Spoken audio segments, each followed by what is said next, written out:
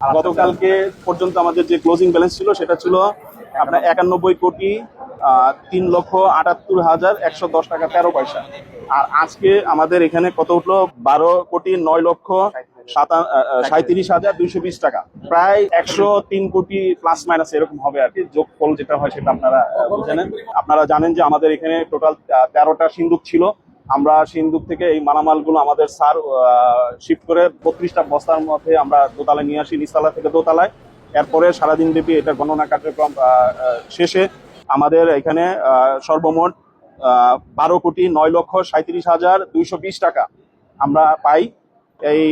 এটি ছিল আমাদের গত 4 মাস 18 দিন পরে আজকের এই গণনা কার্যক্রম।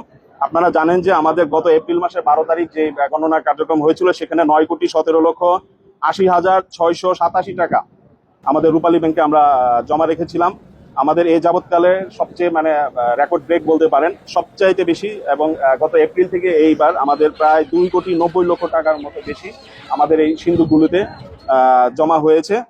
আর আমরা আমাদের যে এখানে রূপালী ব্যাংকের যে কর্তৃপক্ষ আছে তাদের সার্বিক সহযোগিতা এবং তাদের সাথে সাথে আমাদের যারা অন্যান্য সহকর্মী ছিলেন এবং মাদ্রাসা এবং জামিয়া আনসারিয়া মাদ্রাসার কর্তৃপক্ষ এবং ছাত্ররা ছিলেন, তাদের সর্বাত্মক সহযোগিতা আমরা এই কার্যক্রমগুলো সম্পন্ন করতে পেরেছি। সেজন্য আমাদের মহান রবের কাছে